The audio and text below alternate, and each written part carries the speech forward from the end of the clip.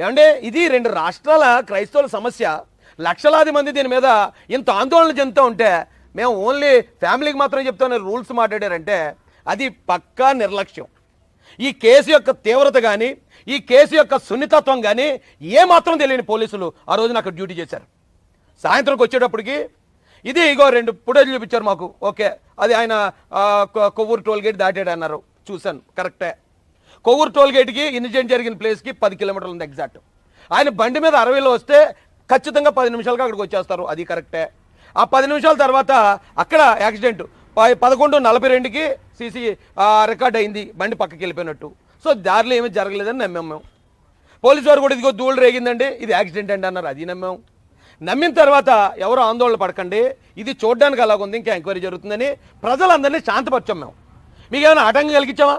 Dead body మీరు ఏదన్నా ఇక్కడ తేల్చేదాకా డెడ్ బాడీ కదలదని మేము ఏమన్నా పోలీసు వారి విధులకు ఆటంకం కలిగించామా? మీరు ఏం చెప్తే అదే విన్నాం, ఏం చెప్తే అదే నమ్మాం. ఇప్పుడు ఎన్ని రోజులు అయింది ఏమంటే? ఇక్కడి నుంచి ఇక్కడ ఈ ప్రాంతంలో పనిచేసిన కొంతమంది పోలీసులను ఇమ్మీడియట్గా సస్పెండ్ చేయాల్సి ఉంది. మొట్టమొదట సీఏ గారిని సస్పెండ్ చేయాలి. రెండోది ఇక్కడ నుంచి ఇది యాక్సిడెంట్ అని చెప్పి గౌరవ నారా లోకేష్ గారికి ఎవరు ఇన్ఫర్మేషన్ ఇచ్చారు, ఎవరు ఇచ్చారో వాళ్ళు ఇమ్మీడియట్గా సస్పెండ్ చేయాలి. ఎందుకంటే నిన్న ఎస్పీ గారు ఆయన ప్రెస్ మీట్ పెట్టినప్పుడు ఇది ఇంకా యాక్సిడెంట్ అని మేము కన్ఫర్మ్ చేయలేదు, అనుమానాస్పద మృతాన్ని మేము ఎంక్వైరీ చేస్తాం అన్నారు. మీరు అనుమానాస్పద మృతాన్ని ఎంక్వైరీ చేస్తాం అన్నమాట మాకెందుకు చెప్పలేదు? లోకేష్ గారికి ఎందుకు చెప్పలేదు? లోకేష్ గారికి చెప్పకపోవడం వల్ల ఆయన ప్రాథమిక విచారణ అనంతరం పోలీసు వారు చెప్పిన దాని ప్రకారం రోడ్డు ప్రమాదం అని ట్వీట్ చేశాడు. ట్వీట్ చేస్తే ఇప్పుడు ప్రతి అడ్డమైనోడు వచ్చి లోకేష్ గారు ఎలా చెప్పేస్తారు, అది రోడ్డు ప్రమాదం అని ఎలా చెప్పేస్తారని చెప్పి ఆయన్ని విమర్శిస్తున్నారు. డబుల్ గేమ్ ఆడుతున్నారా? అక్కడ ఒక మాట చెప్పి ఇక్కడ ఒక మాట చెప్పడానికి లేదా గవర్నమెంట్ని ఉద్దేశపూర్వకంగా మీరు బ్యాట్ చేద్దామని ట్రై చేస్తున్నారా? ఆ పోలీస్ అధికారులను అడుగుతున్నాను నేను, ఎవరు చెప్పారు ఇది యాక్సిడెంట్ అని? అక్కడ యాక్సిడెంట్ అని చెప్పిన తర్వాత మీరు ప్రెస్ మీట్ పెట్టి ఇప్పుడు దాకా ఇది యాక్సిడెంట్ అని ఎందుకు ఆధారాలు చూపించలేదు? అక్కడ ఏదైతే కొవ్వూరు టోల్గేట్ ఉందో ఆ టోల్గేట్ దగ్గరకు వచ్చేటప్పుడు ఆయన అటు ఇటు నడుస్తున్నాడు, అటు ఇటు ఊగుతుంది. అంతకుముందు ఏదో జరిగిందని అనుమానం వ్యక్తం చేస్తున్నప్పుడు ఇన్ని రోజులు పట్టిందా మీకు కొవ్వూరు టోల్గేట్ నుంచి అనంతపల్లి టోల్గేట్ దాకా ఉన్న ఆ సీసీ కెమెరాలు రిలీజ్ చేయడానికి?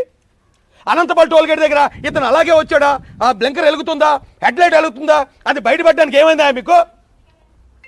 మీరు చెప్పిన మాట మేమేమో యాక్సిడెంట్ అయి ఉంటుందనేమో మేము మాట్లాడితే ఈ రోజున మమ్మల్ని ఏదో చేస్తారా మీరు? గన్నవరం దగ్గరే బ్లింకర్ వేసుకుని వస్తున్నారు అన్నట్టు అధికారులు చెప్తున్నారు. ఆ ఫుటేజ్ ఎందుకు రిలీజ్ చేయరు? ఇది యాక్సిడెంట్ అయితే ఎప్పుడైతే బండి పక్కకి వెళ్ళిపోయిందో ఆ తర్వాత ఉన్న ఫుటేజ్ ఎందుకు రిలీజ్ చేయలేదు? మీరు యాక్సిడెంట్ అయితే క్లియర్గా రిలీజ్ చేయండి. లేదు ఇది హత్య అని మీకు అనుమానం ఉందా, హత్యను ప్రకటించి అంత సీక్రెట్గా చేయండి. మీరు హత్య అని చెప్తే మేము అవన్నీ రిలీజ్ చేయమని అడగం, ఎందుకంటే మీకు కొన్ని రూల్స్ ఉంటాయి. మీరు యాక్సిడెంట్ అని చెప్పినప్పుడు అది రిలీజ్ చేయకుండా దాచుకుని ఏం చేద్దామని? ఈ రాష్ట్రంలో ఇప్పటికే ఈ ఓటీటీలు వచ్చిన తర్వాత ప్రతి ఒక్కరు మలయాళం క్రైమ్ సినిమాలు చూసేటో ఆ సినిమాలు చూసి ప్రతి ఒక్కరు అనాలిసిసే. అక్కడేమైంది ఇక్కడేమైంది, ఇది ఇలా జరుగుంటుంది అలా జరుగుంటుంది. ఈ లోపు హిందువులు ముస్లింలు క్రైస్తవులు కొట్టుకు తెచ్చేదాకా ఈ విషయానికి ఒక కన్క్లూజన్ ఇవ్వరా? ఏం చేస్తున్నారా నాకు అర్థం కాదు.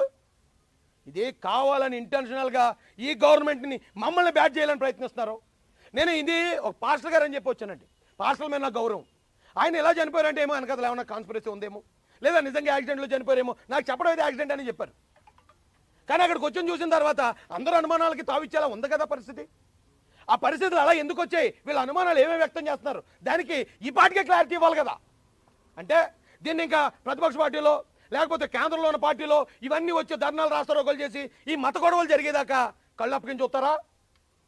ఎవరైతే ఈ బాధ్యులు అధికారులు ఉన్నారో వీళ్ళందరినీ ఇమ్మీడియట్గా సస్పెండ్ చేయాల్సిందిగా తూర్పుగోదావరి జిల్లా ఎస్పీ గారిని మేము డిమాండ్ చేస్తున్నాం.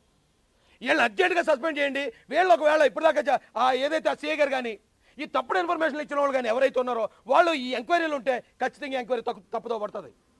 మీరు చెప్పింది మేము నమ్మం. అది యాక్సిడెంట్ అయితే సీసీ ఫుటేజ్ వెంటనే మీరు రిలీజ్, ఎందుకంటే ఇది ఎంత గొడవ అవ్వదు. ఎప్పుడో పొద్దున్న మీరు కనిపెట్టారు పోలీసులు డెడ్ బాడీని, ఆ డెడ్ బాడీని తీసుకుని వెళ్ళారు. వెళ్ళిన వెంటనే మీరు ఎంక్వైరీ చేసి ఉంటారు కదా, సీసీ ఫుటేజ్ చూసుంటారు కదా, అది వెంటనే మధ్యాహ్నానికి రిలీజ్ చేసి ఉంటే ఈ గొడవ ఇంత గొడవ అవ్వదు, ఇంత అనుమానం రాదు. ఒకవేళ హత్య అయితే హత్య అని తెలుసును, యాక్సిడెంట్ అయితే యాక్సిడెంట్ అని తెలుసును. మీరు ఎందుకు దాన్ని దాచి కూర్చుంటున్నారు? మీరు ఎందుకు దాచిపెడుతున్నారు దాన్ని? మీరు దాచిపెట్టి 10 రోజుల తర్వాత రిలీజ్ చేస్తే మీరు నిజం రిలీజ్ చేసిన మేము అబద్ధం అనుకుంటాం. ఆ రోజున పోస్ట్ మార్టం కూడా చేశారు. పోస్ట్ మార్టం చేసింది డాక్టర్లు, టీమ్ ఆఫ్ డాక్టర్లు ఇచ్చారు.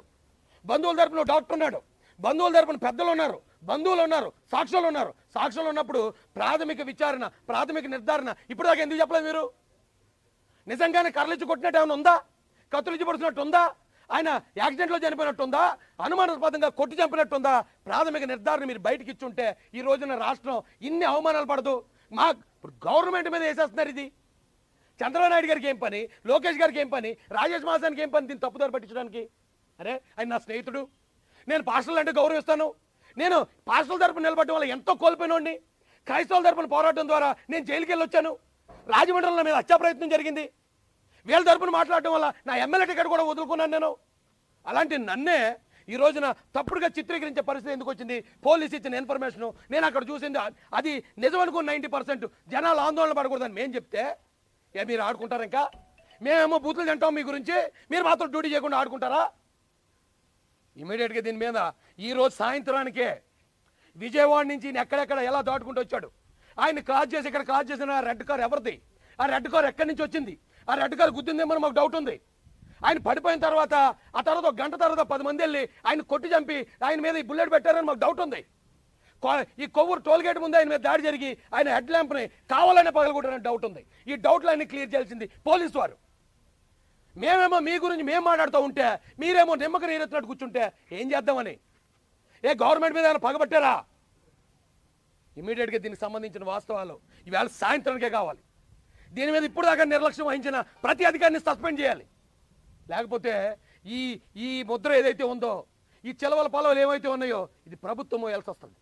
ప్రభుత్వానికి ఏమిటి ఇందులో మ్యానిపులేట్ చేయాలను, మరోటి చేయాలని ప్రభుత్వానికి ఇంట్రెస్ట్ ఉంటే చంద్రబాబు నాయుడు గారు, లోకేష్ గారు, గౌరవ ఎవరొకటి మా అక్క అనిత గారు వారు రారు కదా. వారు వచ్చి మీకు ఇంత ఫ్రీ హ్యాండ్ ఇచ్చిన తర్వాత కూడా ఇన్ని రోజులు మీరు ఆలస్యం చేయటం, రేపొద్దున ఏమైనా జరగకూడదు జరిగితే దానికి పోలీసులే బాధ్యత వహించాలని నేను మీకు డిమాండ్ చేస్తూ నేను ముగిస్తున్నానండి. Thank you.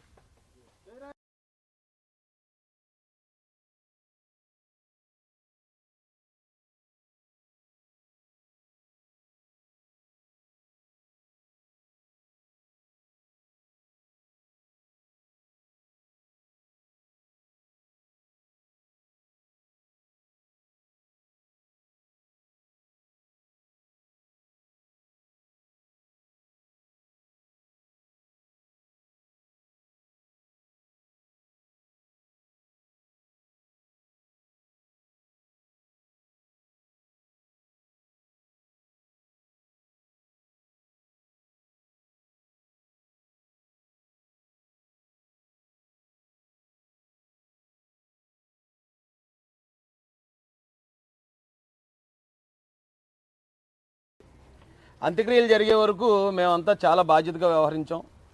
ఎక్కడ ప్రజలు ఆందోళన చెందకుండా, ప్రజలను రెచ్చగొట్టకుండా, మా చేతనైనంత వరకు శాంతి భద్రతల సమస్యలు రాకుండానే ఇది 90% చూస్తుంటే పరిస్థితులు చూస్తుంటే యాక్సిడెంట్ కొన్ని ఎవరు ఆందోళన చెందకండి. ఆ 10% ఒకవేళ హత్య అయితే కనుక ఖచ్చితంగా దీని గురించి కూలంకుషంగా విచారణ జరిగేదాకా మేము వదలమని మేము ఆల్రెడీ ప్రకటించాం. ప్రభుత్వం కూడా వెంటనే గౌరవ సీఎం గారు, అలాగే గౌరవ లోకేష్ గారు, గౌరవ హోంమంత్రి వంగలపూడి అనిత గారు దీని మీద స్పందించి పోలీసు వారికి కూడా స్ట్రిక్ట్ ఇన్స్ట్రక్షన్లు ఇమీడియట్గా దీని వెనక ఎవరున్నారో తీసుకురమ్మని వారు ఇవ్వటం. ఈ ఆంధ్ర తెలంగాణ రాష్ట్రాల క్రైస్తవ సమాజం తరపున వారి ముగ్గురు కూడా హృదయపూర్వక ధన్యవాదాలు తెలియజేస్తున్నాను.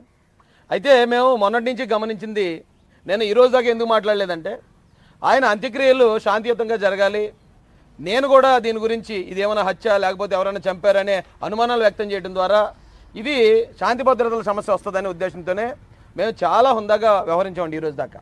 అయితే చాలా ల్యాబ్స్ నేను గమనించాను ఇక్కడ. ఈ ఇన్సిడెంట్ జరిగిన దగ్గర నుంచి ఈరోజు వరకు కూడా స్థానిక పోలీసు వారి నిర్లక్ష్యం కొట్టొచ్చినట్టుగా అనిపిస్తుంది. ఈరోజు